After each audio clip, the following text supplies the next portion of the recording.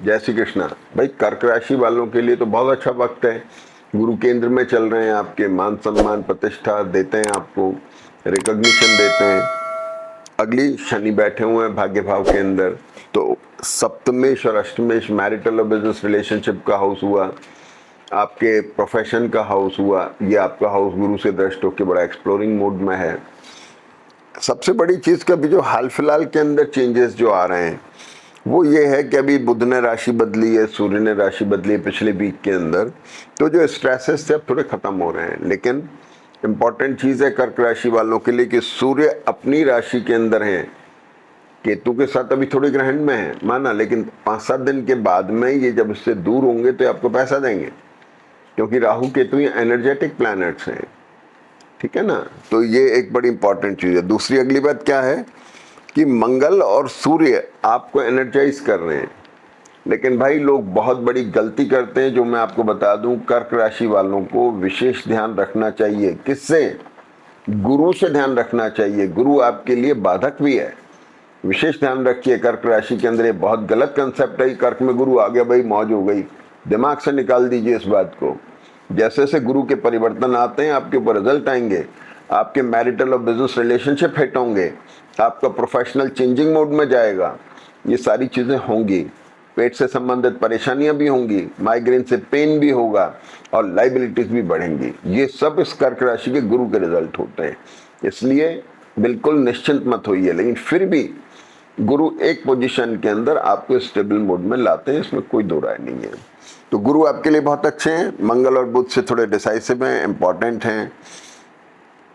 गुरु जो है यहाँ पर अभी देखेंगे तो शनि के ऊपर दृष्ट होकर अच्छे मैरिटल और बिजनेस रिलेशनशिप को एक्सप्लोर कर रहे हैं, एक अच्छा साइन है। केतु और सूर्य मैंने बताया जैसा धन के कारक हैं, आपके इन्वेस्टमेंट दिखाई दे रहे हैं इसके अंदर, अच्छी चीजें हैं। अब आगे बढ़ते हैं, आप देखिएगा कि प्लैनेटरी पोजीशन कैसे चेंज हो रही है। सबसे पहले तो हम देखें कि चंद्रमा की शुरुआत धनु राशि से हुई। चलिए मान लेते हैं 24 तारीख को चंद्रमा धनु राशि में है। धनु का चंद्रमा मंगल से दृष्ट है, तो एक तो आपको एसिडिटी का विशेष ध्यान रखना है। एक्यूट एसिडिटी में आप परेशान रहेंगे। 24 तारीख को चंद्रमा धनु राशि में, मतलब 22 से आ जाएंगे चंद्रमा धनु राशि में आ गए हैं, और इसके बाद में 24 तारीख तक चंद्रमा धनु में रहेंगे, जो एक्यूट एसिडिटी का योग बनाते हैं। और गुरु केंद्र में पेट का ध्यान रखें, एपेटाइट का ध्यान रखें, फाइबर रिच डाइट लें। आगे बढ़ते हैं। 25 को चंद्रमा मकर में आ गए, यहां से शिफ्ट। अब धनु राशि में एक बड़ी खास बात है, गुरु और चंद्रमा का कॉम्बिनेशन, तो 22 से लेकर के 24 तारीख के बीच में ये लाइबिलिटीज का कारक कॉम्बिनेशन है। हेल्थ का आपको ध्यान रखना है थोड़ा, और गुरु की दृष्टि सप्तम पे होने की वजह से स्पाउस की हेल्थ का भी आपको ध्यान रखना है। पोजीशन अच्छी है, स्टेबल है, लेकिन हेल्थ का ध्यान रखना है। कभी कभी ग्रह हेल्थ पे असर देते हैं, कभी फाइनेंस पे देते हैं, कभी माइंडसेट पे देते हैं, अलग अलग ग्रह आते हैं। अब अगली बात सुनिए। अगली बात यह है कि चंद्रमा मकर राशि में आ गए। मकर राशि में चंद्रमा 25 तारीख को आ गए, अपने स्थान पे दृष्ट हैं, गुरु को ताकत दे रहे हैं। गुरु 6 लॉर्ड हैं, लाइबिलिटीज बढ़ा सकते हैं, डेट्स, एनिमीज, इनसे आपको थोड़ी परेशानी हो सकती है। लेकिन भाई जन्मपत्री अगर आपके अच्छे मोड में है, मूल जन्मपत्री, तो डैमेज नहीं करेंगे, नहीं तो ध्यान रखने की जरूरत है। ठीक है। अब इस चंद्रमा के ऊपर मंगल की दृष्टि है, एसिडिक करेक्टर अभी भी बना हुआ है। ठीक है साहब। अगली बात क्या होती है साहब कि 25 तारीख को शुक्र जो यहाँ पर चल रहे हैं, ये चंद्रमा मकर राशि वर्गोत्तम में आ रहे हैं, मकर राशि के अंदर सुबह 9:43 तक, तो ये पोजीशन अच्छी है, बहुत बढ़िया पोजीशन है। 25 तारीख को एक बड़ी घटना क्या होती है कि शुक्र का नक्षत्र बदलता है। शुक्र जो यहाँ पे हस्त नक्षत्र में थे, अब ये चित्रा में आ गए हैं। चित्रा नक्षत्र स्ट्रॉन्ग नक्षत्र है, पंचमेश का नक्षत्र होगा, योग कारक का नक्षत्र हो गया, तो शुक्र यहाँ पर स्ट्रॉन्ग हो गए। शनि के साथ दृष्ट है, ये रेवती नक्षत्र में है, जो बुध का नक्षत्र होता है। ये कॉम्बिनेशन बड़ा स्ट्रॉन्ग बन गया साहब।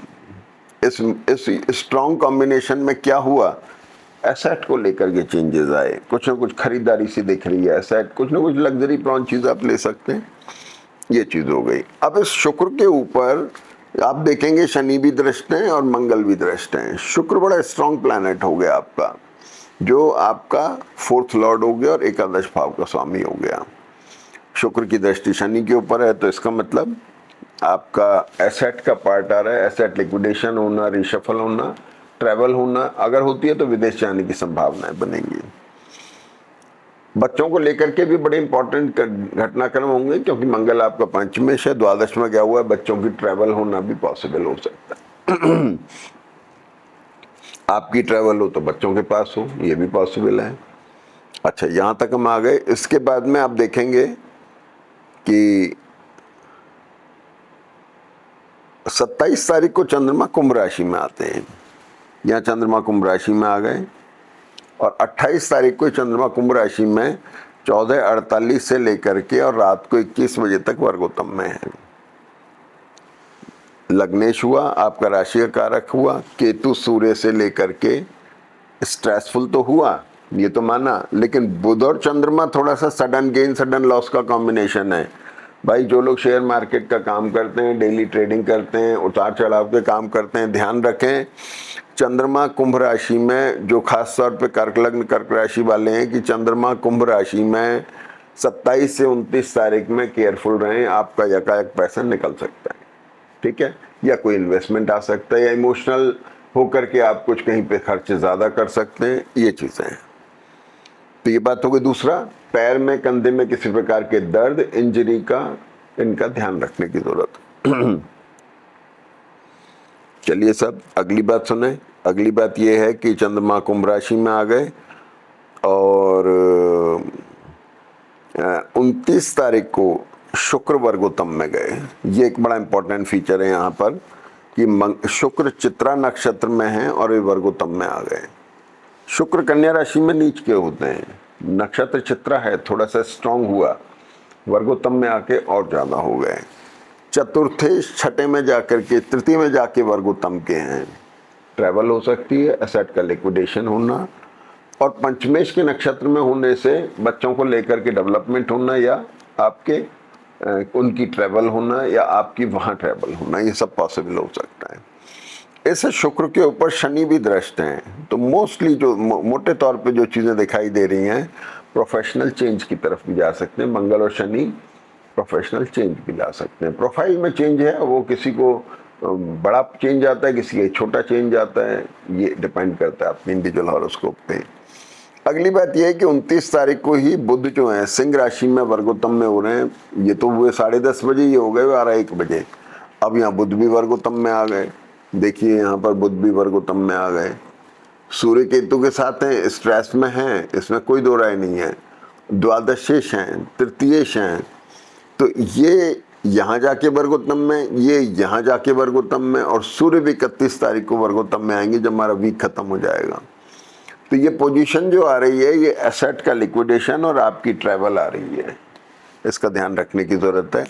बुध आपका 12th लॉर्ड है, बुध आपका यहाँ पे कुंभ के चंद्रमा के साथ में, अब मीन में चंद्रमा आएंगे, लेकिन जब तक बुध यहाँ पर है तब तक खर्च करा सकता है ट्रैवल का। अब ट्रैवल विदेश यात्रा अगर हो रही है तो वो भी अपने आप में महंगी होती है, और भी ट्रैवल पे जा रहे हैं वो भी महंगा होता है, इस तरह की चीजें। इसके बाद में 31 तारीख को सूर्य वर्गोत्तम में आ जाएंगे, वो उसकी चर्चा हम नेक्स्ट वीक में करेंगे। 29 को एक बड़ी घटना हो रही है कि बुध जो यहाँ मघा नक्षत्र में थे, पूर्व फाल्गुनी नक्षत्र में आ रहे हैं। पूर्व फाल्गुनी शुक्र का नक्षत्र, शुक्र ऑलरेडी यहाँ पे वर्गोत्तम में है, एक अच्छा साइन है। पूर्व फाल्गुनी नक्षत्र में आकर के बुध जो है, ये अच्छा साइन है। तो आपका बुध जो है ये यहाँ पर स्ट्रांग हो गया, हालांकि कफ कोल्ड का कारक होता है, लेकिन बुध यहाँ पर अच्छा हो गया, स्ट्रांग हो गया। तो मोस्टली ट्रैवल प्रॉन होना, खर्च होना, एसेट का लिक्विडेशन होना, लग्जरी प्रॉन चीज़ें खरीदना, ये सारी चीज़ें इसमें दिखाई दे रही हैं। तो पोजीशन ओवरऑल अगर हम बात करें तो पहले से काफ़ी बेटर है। पिछले जो 2 वीक गए हैं उसमें बड़ा स्ट्रेस रहे, टेंशन्स रही, अब बहुत अच्छा वक्त है, फ़ायदा उठाइए। जय श्री कृष्ण।